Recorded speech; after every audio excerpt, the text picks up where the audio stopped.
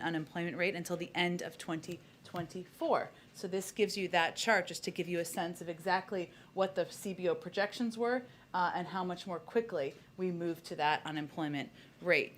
After the Great Recession, it took 9 years for the United States to reach a 4.2% unemployment rate, just to give you a sense. The unemployment rate is dropping even more, even as more people are reentering the workforce and looking for jobs. That's good news. There's no doubt that the Biden economic agenda is getting people back to work. In November, we added an additional 210,000 jobs for a total of 6 million jobs in the first 10 full months of the president's administration. That is a record for a new president. Wages are also up, and thanks to the American Rescue Plan, the president and congressional Democrats delivered significant tax cuts for families raising kids. On average, Americans have about $100 more in their pockets each month than they did last year, even accounting for higher prices. The United States is the only leading economy in the world where household income and the economy are stronger than they were before the pandemic. And our COVID strategy is allowing millions of workers to find jobs and ensuring our country can weather any challenges without shutting down our businesses or our schools. We know though there is more work to do, and the historic Build Back Better Act will cut costs that American families have struggled with for years, create more jobs, and continue growing our economy. Just some notes on the week ahead for all of you. On Sunday, the President and the First Lady will return from Camp David to host the Kennedy Center honorees reception, where they will be joined by the Vice President and Second Gentleman. They will then attend the 44th Kennedy Center honors. On Monday, the President will deliver remarks on how his Build Back Better Act will lower the cost of prescription drugs for millions of Americans by finally letting Medicare negotiate drug prices, imposing a tax penalty if drug companies increase their prices faster than inflation, putting a cap on how much seniors and people with disabilities have to pay for drugs, and lower insulin prices so that Americans with diabetes don't pay more than $35 per month for their insulin. The President thinks it's absolutely unacceptable that the American people are forced to pay the highest prices for prescription drugs in the entire world, 2 to 3 times as much as other developed countries. And this is an example of how Build Back Better will reduce many of the biggest costs families face. On Thursday and Friday, the President will host the Virtual Summit for Democracy, bringing together over 100 participants representing governments, civil society, and private sector leaders. The President will deliver the summit's opening and closing remarks and will participate in plenary sessions. I know we've previewed some components of that, and we'll have more in the coming days. Go ahead, Alex. Thanks, Jen. I have a few questions on Russia and then one on Iran. Sure. So today, Putin's foreign affairs advisor told reporters that arrangements have been made for a Putin-Biden call in the coming days. Can you tell us anything about that? Will there be a call with Zelensky as well? And then can you clarify what the president meant when he said earlier he was putting together a, quote, comprehensive and meaningful set of initiatives to deter Putin? And then one more on that. Does the administration think that Ukraine needs to do anything more than it's doing to deter Russia? Should there be concessions from Ukraine? Well, let me start with the second one first, and then I'll try to make sure I cover all of them.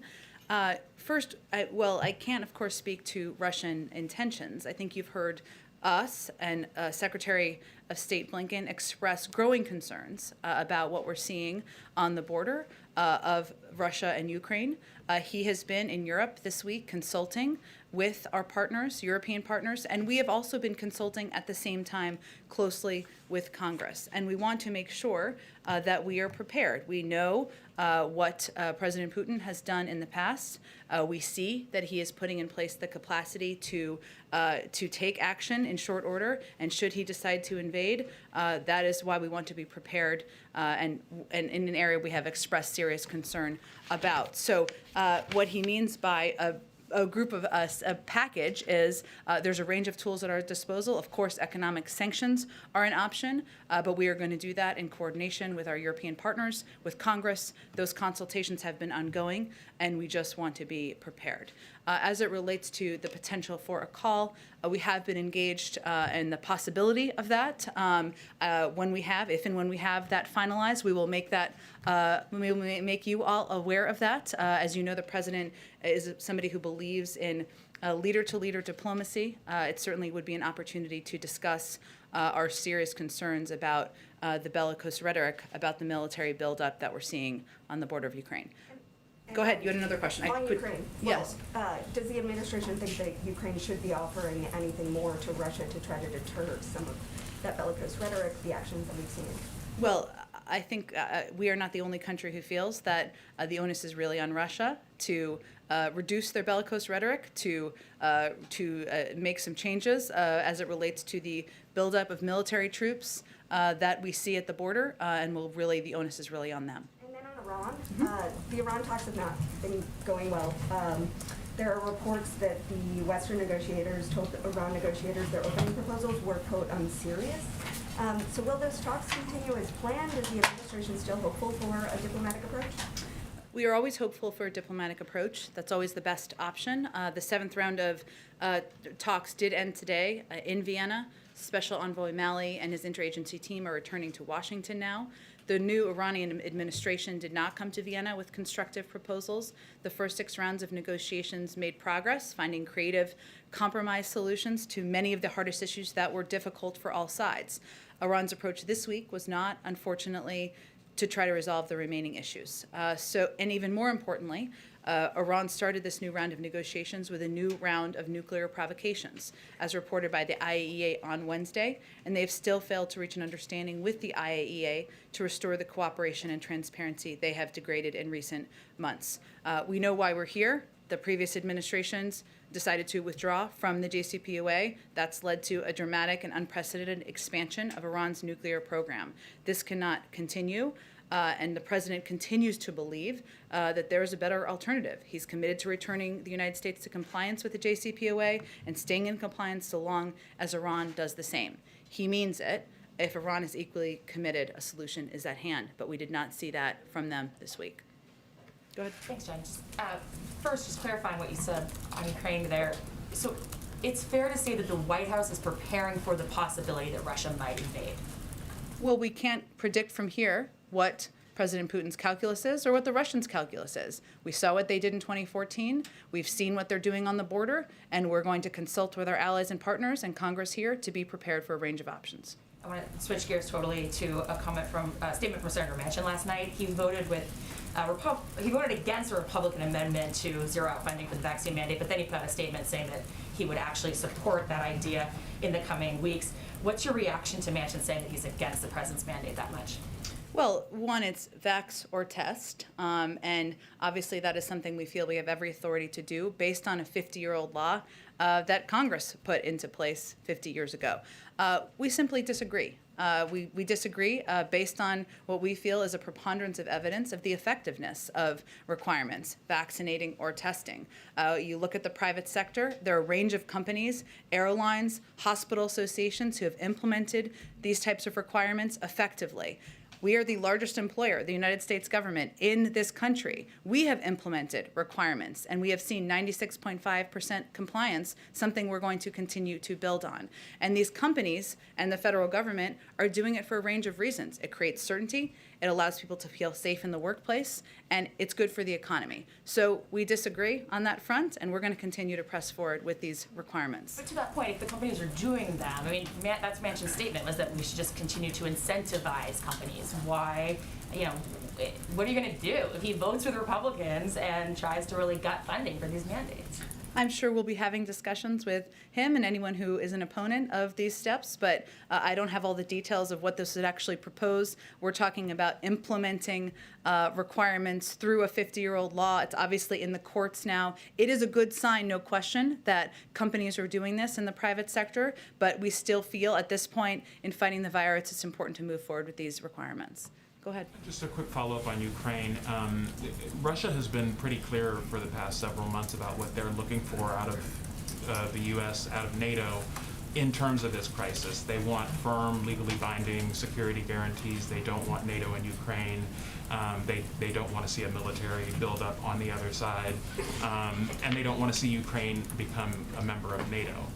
Where is the flexibility for the White House on this? Are you willing to budge on any of those issues? Well, NATO member countries decide who is a member of NATO, not Russia. And that is how the process has always been and how it will proceed. I think it's important to remember where the provocative action is coming from at this point in time. It's not the United States. It's not Ukraine. Okay, so let me ask you about abortion rights. You mentioned yesterday about the president's support for the Women's Health Protection Yeah. Act, which was passed by the House and the Senate, and the House in September is awaiting action in the Senate. President Biden has talked a number of times about there being areas where he is open to reforming the filibuster. Preventing a default is one of those examples that he's given.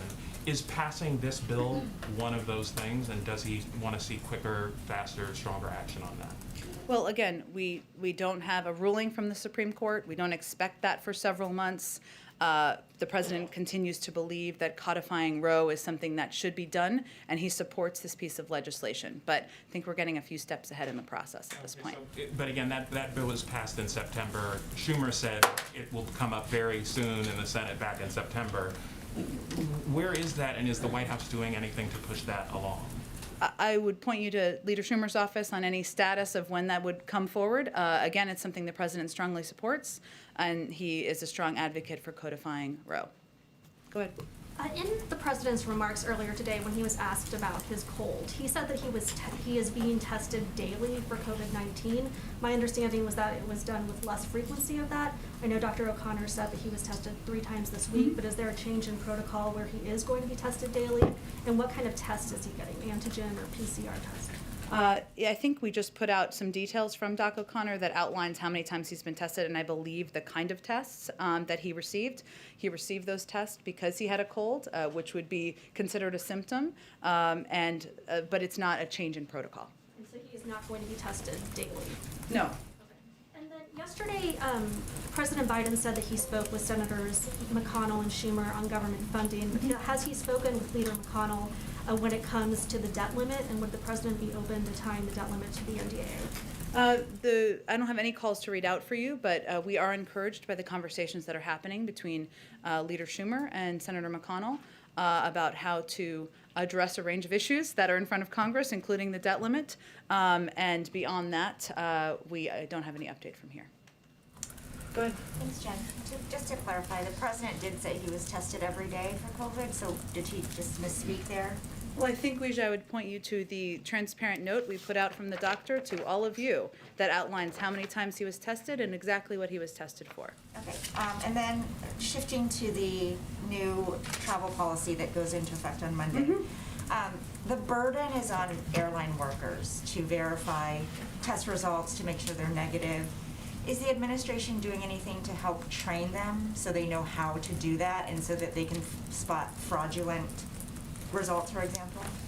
I would really point you to TSA, a division, of course, of the government. I'm sure that they are taking steps to make sure people are prepared to look for how to verify, but I would really point you to them for more details. Okay, and the president just announced it yesterday. It goes into effect Monday. Can you share what you're doing to get the word out to international travelers, especially to Americans who might be coming home? Are airlines sending out the message to all those travelers? This is not, I would just remind everyone that this is from 3 days to the day in advance. So it is a change in that regard. It is not an entirely new component. We have communicated that effectively. I think travelers have been able to abide by the 3-day requirement. We will communicate through a range of channels we've done in the past, but we don't expect there to be an issue. And then just one more quick one. A lot of these at-home tests come with a stick. So your test result is the stick that either has 1 line or 2 lines on it. But the FAQ section says that you need, you will need to show a paper or digital copy of your test result. So is the stick the test result? Again, Weijia, we've been implementing these requirements for the 3-day requirements since we returned to international travel effectively. I would point you to TSA and others for specifics, but this is not an area where we've had issue, and we don't anticipate them in advance of Monday. Go ahead. Thanks, Jen. The Build Back Better plan's price tag is being described as incomprehensible by Congresswoman Abigail Spanberger, a Democrat. And Lindsey Graham says that he has heard from the CBO that they're going to do an alternative cost estimate and that it's going to cost more and add more to the debt. So is there any thought around here to maybe waiting for Build Back Better until a month that you don't have this big miss in the jobs report? There's a lot of things gathered into that question, so let me do the best I can. Let me do the best I can for you here. In terms of the report of a new CBO, that is not exactly how it works. There has been, and let me just start with the irony here, that there's an irony that a number of Republicans who forced an unpopular tax giveaway to the rich that increased our debt by $2 trillion, and certainly didn't ask for a score for a continuation of that legislation that did add to the deficit, are now asking for a score, an additional score, post this bill being concluded for something that isn't even going to be law. They're asking about a potential continuation of these components of the package that, again, the president has said he would pay for. I can't get into the psyche of why. I would suggest that it might have something to do with their opposition to raising taxes on corporations. That seems to get under their skin a little bit. We disagree with them on that front. I would say the CBO has put out a score. A number of economists have put out scores. We have outlined in the past that CBO does not have a great deal of experience scoring components like the IRS tax savings. That's something that the former head of the CBO has also spoken to in the past, and that there are estimates about those cost savings that lead to not only our assessments of the cost and savings from the package, but the assessments by many economists. Okay. On the pandemic, it's been more than 2 weeks since President Biden had a call with Xi. And on that call, we know he did not press him to help with the COVID origins investigation because you said that Xi just understands he's supposed to be transparent. So, in the 2+ weeks since, has he helped and been transparent yet?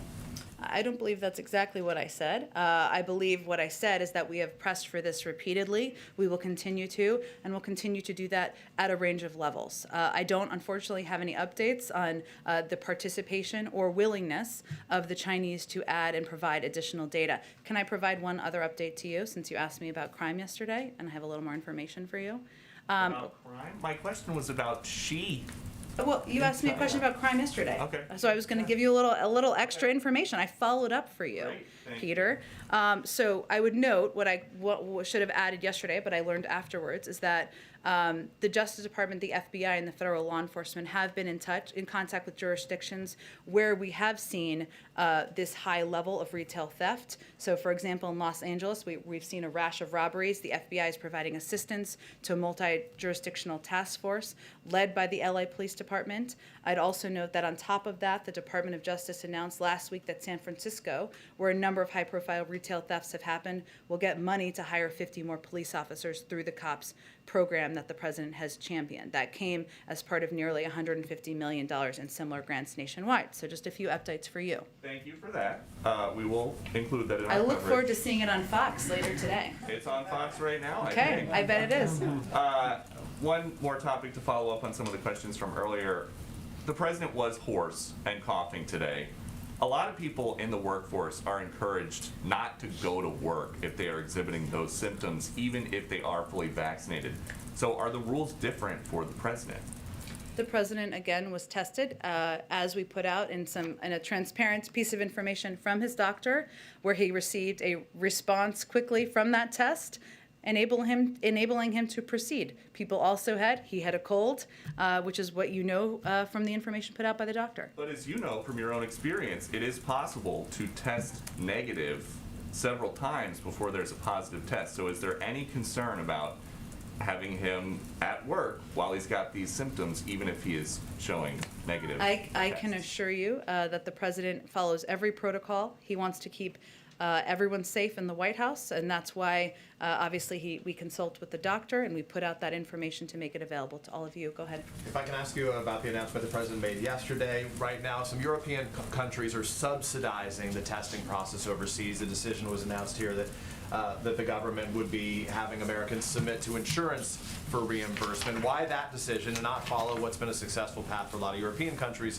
which is the subsidizing of those tests? Well, I would note first, Peter, that the announcement made yesterday builds on the steps we have taken to date, which includes ensuring there are 8 FDA-approved tests available out in the market, home tests. There were none available at the beginning. There were half that number available just a few months ago. We've also quadrupled the size of our testing program and capacity just since this summer.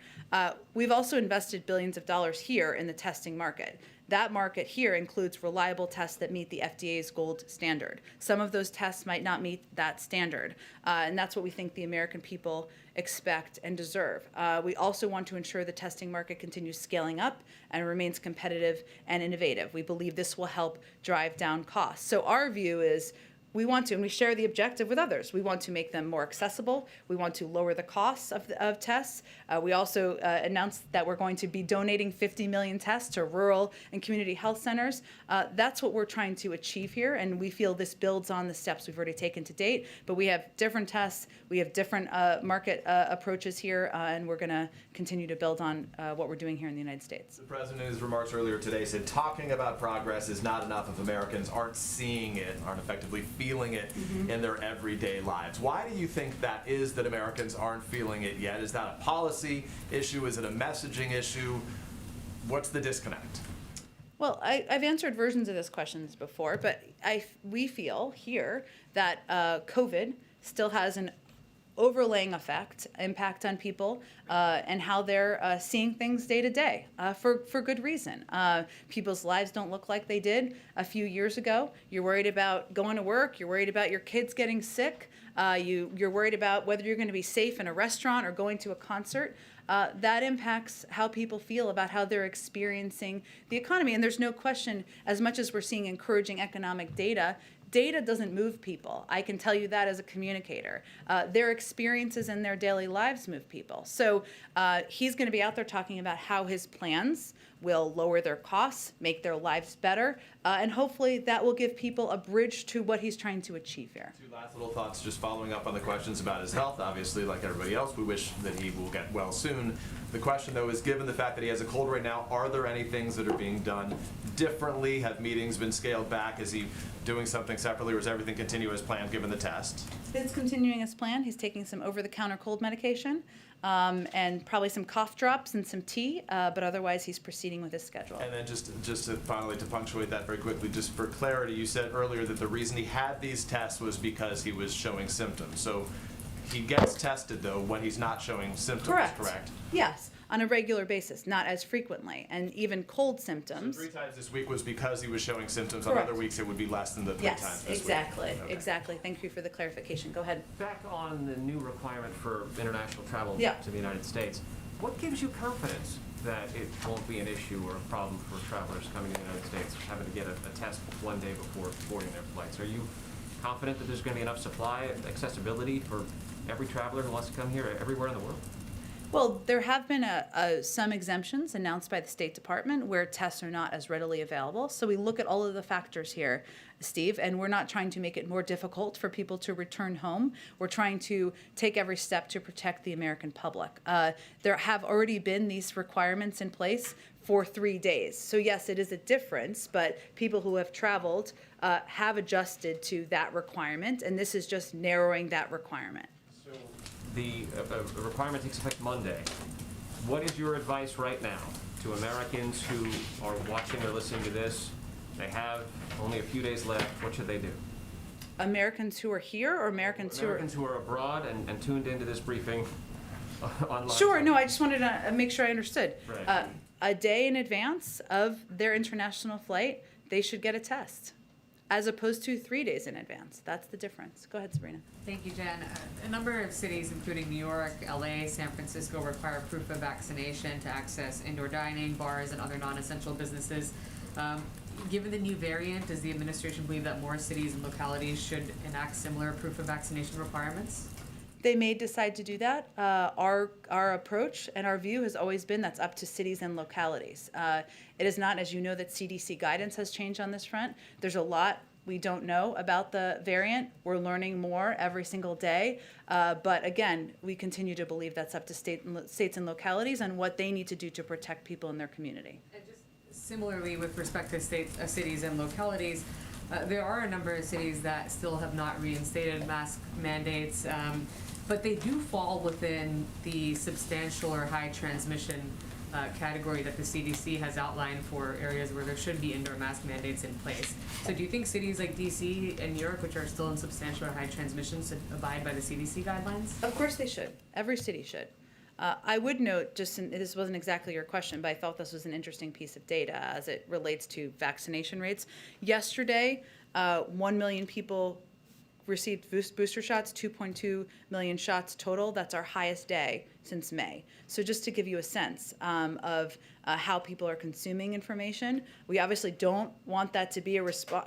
Our objective is not for people to be scared. That is not what we're trying to do here. But certainly you're seeing that the impact of how this is being communicated about is being felt in communities. People are taking steps to protect themselves. Go ahead. In the state dining room earlier, the president said he was putting together the most comprehensive and meaningful set of initiatives to make it very difficult for Mr. Putin to go ahead with actions towards Ukraine. Are any of those initiatives military in nature? Well, I'm not going to outline them in more detail from here, but I would note that obviously economic sanctions in a range of formats, economic steps are always a part of the option. We have, of course, provided a range of security assistance to Ukraine in the past, and that's something that remains under consideration. But that's what I can preview at this point in time. And just on the next tranche of Fed nominees, has President Biden finished the interviews for those 3 slots? I don't have any update on the personnel process. You can all continue to plan for him to announce the additional nominees in short due time, but I don't have any update on the day. Afghanistan, please. Go ahead. Thank you very much, Jen. Winter is very close, and Afghan people are still in a bad situation, food crisis. Any plan of the United States for humanitarian assist to Afghan people? And also, U.S. Victim family 9/11, they expect to receive some money from the frozen money in Afghanistan. Do you have any comment about that? Although Afghan people lost so many people, like 165 people have been dead in Afghanistan. And Osama bin Laden was found in Pakistan. I think that 9/11 victim family expect this amount from Pakistani authority. And Afghan So I people would just note on the last question you asked, very important question, good question. It's under the Department of Justice is really the right entity to discuss that with. There's some discussion of litigation around that with some of the 9/11 families, so I would point you to them on that. In that regard.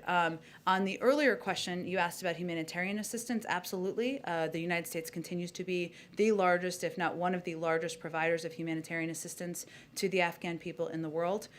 We will continue to discuss with our partners, with the UN, with others, the best means of getting that assistance to the Afghan people. And that is an ongoing discussion and one we are committed to continuing to contribute to. Go ahead.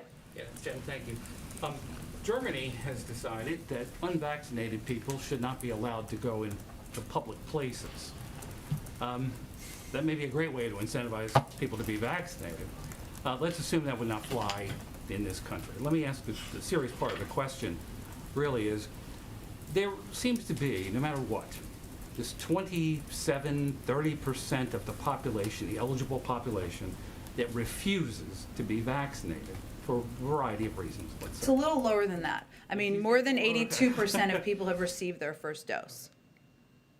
But what makes the president think that this new winter initiative of trying to get people to get vaccinated, what makes him feel confident that that's going to work on those people who absolutely refuse to be vaccinated?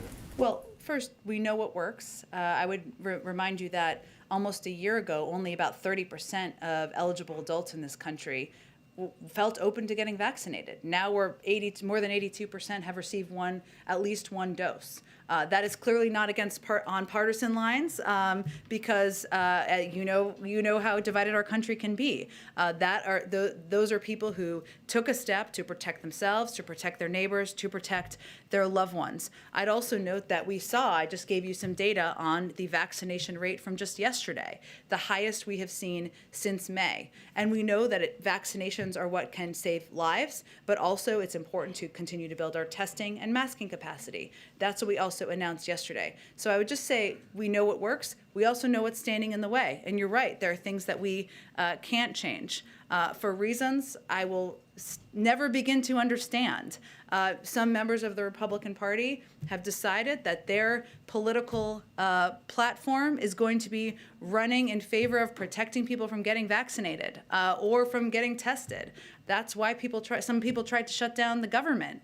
As crazy as that sounds, people hear that. They hear misinformation traveling on social media. Those are all entities we're fighting. But you're right, there are some forces against us. The president throw up his hands. Never. I You guess. can't do that as president. Go ahead. Just a real quick clarification, the letter that you all sent out from the president's side Yeah. does not indicate whether the COVID test was a PCR test or an Okay, antigen fair. test. I will If get you the could- clarification from him, absolutely. Right. I read it too quickly up here, yes. It's important given the difference in Sure, accuracy. for the- understood. That's all, thank you. Okay, sounds great. Go ahead. Thank you, Jen. My question is about the travel restrictions, and right now the African people still very concerned about these restrictions because of that there is a little chaos in the continent because many countries are closing their borders and people are not traveling as usual. And many people in Africa still have problem to really understand the real reasons behind those travel restrictions. So, and why it's still in place. You have said in the past that there is no political reasons behind this decision. And the president and you yourself have mentioned that this is to protect the American people and it's for the safety of the American people.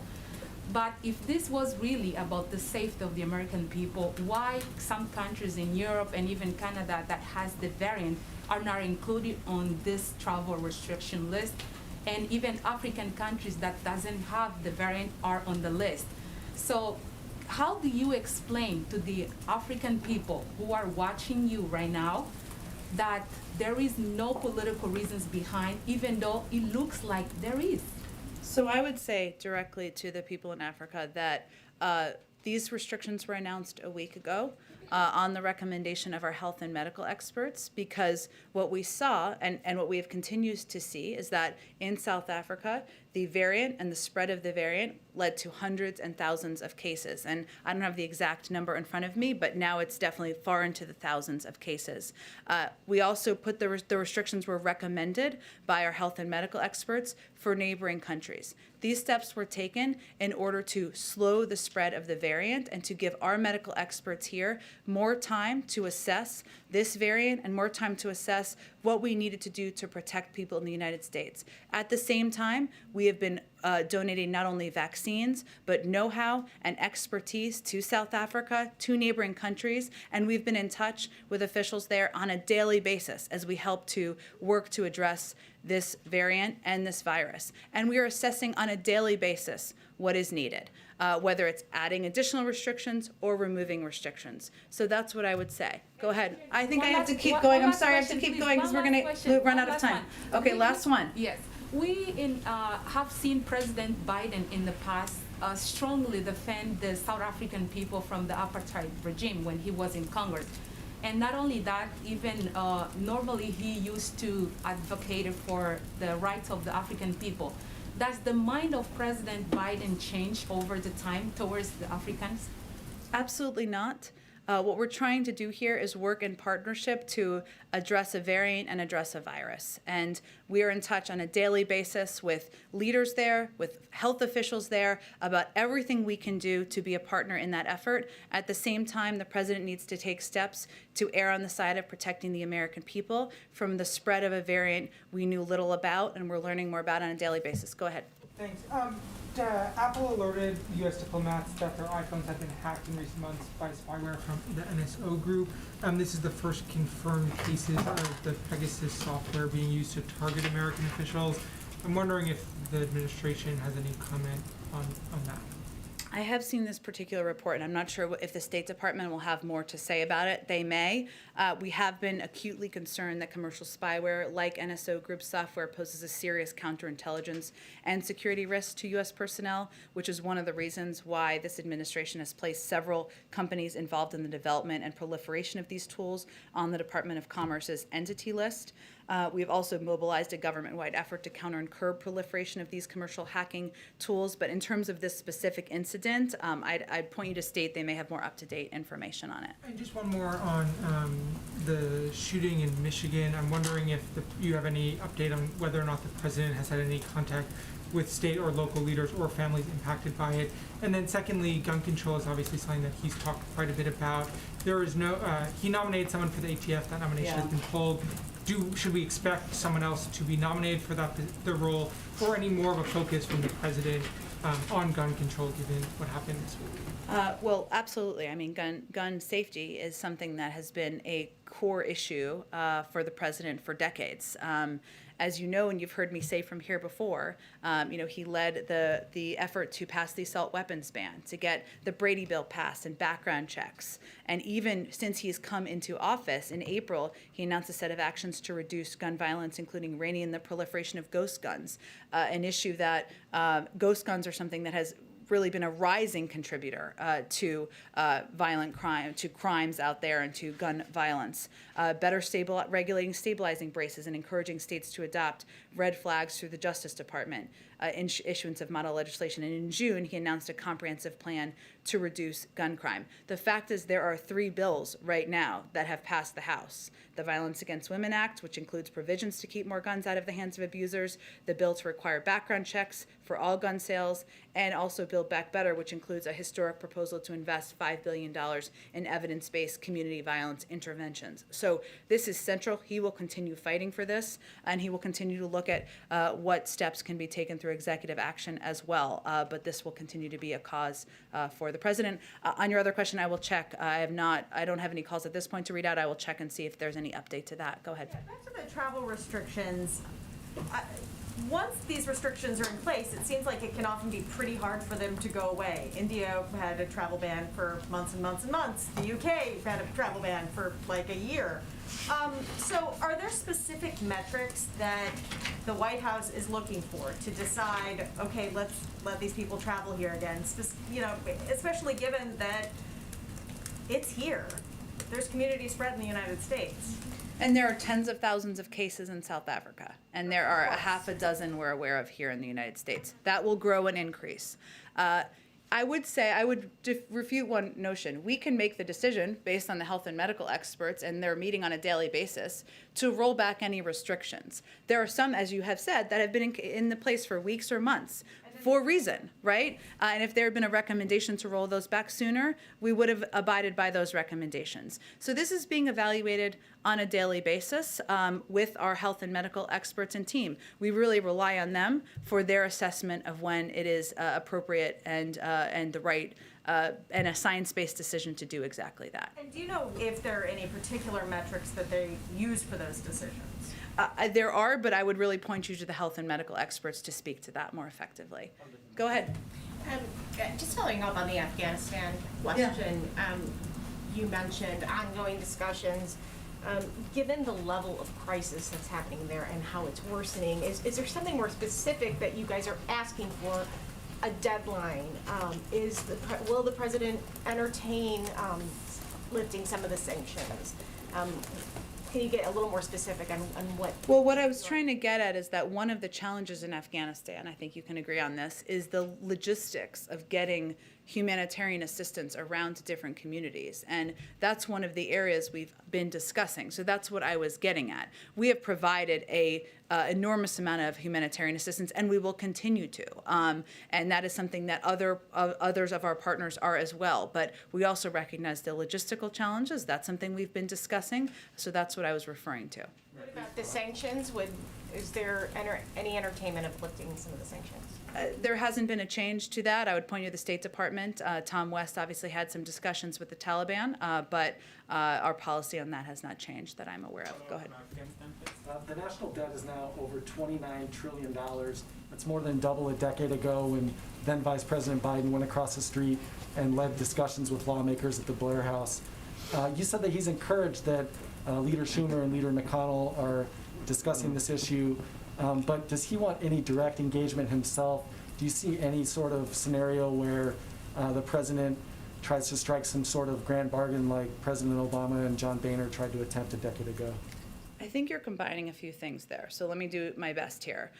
One, the debt limit is about paying the bills that are already due, right? And so our proposal, our preference is always to do that through regular order and just raise the debt limit to ensure that we are protecting the full faith and credit of the United States government. As it relates to what the debt looks like, we agree. That's why the president was opposed to the $2 trillion in tax cuts for the highest income that contributed to a portion of that. That's why Build Back Better is entirely paid for by asking corporations and highest income Americans to pay more. So the debt limit, I would say, is, the president is encouraged by the conversations between Leader Schumer and Senator McConnell. And what his hope is that we can, through regular order, raise the debt limit, as has been done 81 times in the past, so we don't play around with the full faith and credit of the United States. Go ahead. Thanks, Jen. There's reporting on an alleged Chinese submarine in the Taiwan Strait. Has the president been briefed on that? Is he concerned about it potentially escalating into an unintended conflict? And just on a more broader level, is the administration preparing for any kind of potential increased Chinese provocations, either in the Taiwan Strait, South China Sea, anywhere, in case Beijing decide to express their frustration ahead of the Democracy Summit?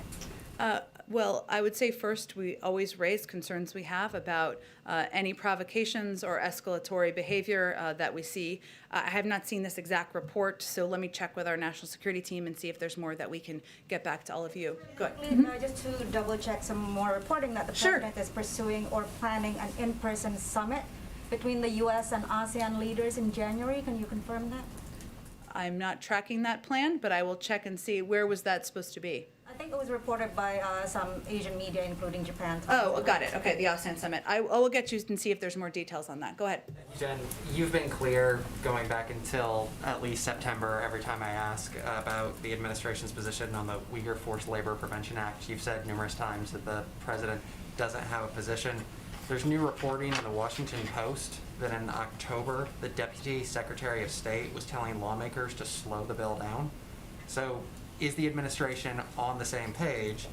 And why does it seem that the Deputy Secretary of State was saying in private to lawmakers to slow this down, while in public, the White House has been saying that the president is neutral? Well, I wouldn't say we're neutral. I would say we share Congress's concern about forced labor in Xinjiang, and in fact have taken a number of concrete measures, as you know, on our own, including but not limited to visa restrictions, global Magnitsky and other financial sanctions, export controls, import restrictions, the release of a business advisory, and rallying the G7 to commit action. So I would say we are hardly neutral. We have strong concerns, serious concerns, and we are absolutely not lobbying in any way against the passage of this bill. There are negotiations and discussions between members of Congress. The executive branch often offers Congress technical advice to make legislation effective and implementable by the agencies responsible. Those are the conversations that are happening, but we absolutely support and have been advocates for doing more to put in place accountability here. You laid out a number of executive steps that the president has taken, and then also how he's rallied the world, at the G7 on this issue. Does he want Congress to do anything additional? I mean, he's leading on the world stage. Is he going to lead in Congress in terms of actually getting something into law? There's negotiations he fully supports between members of Congress, and he supports the objective of doing more here. And as is evidenced by the fact that we have done a great deal. We're offering technical assistance. Again, we're not lobbying against this bill in any way, shape, or form. That's a normal part of the process in order to make sure legislation can be effective and implementable. That's where the status of it is at this point in time. We gotta wrap it up. Go ahead. Thanks, Jen. I wanted to ask you about Mitch Landrieu's team, the infrastructure. Sure. Can you talk about what specific tasks that team is going to be handling, what kind of staff he's going to get, and who they're already meeting with and working with? Well, in terms of the staffing question, I think that's still being determined. But what his role will be, I would say, is akin to the role Gene Sperling has had in implementing the bipartisan infrastructure piece of legislation that includes engaging closely with local elected officials, mayors, governors. Fortunately, he's got some experience doing exactly that.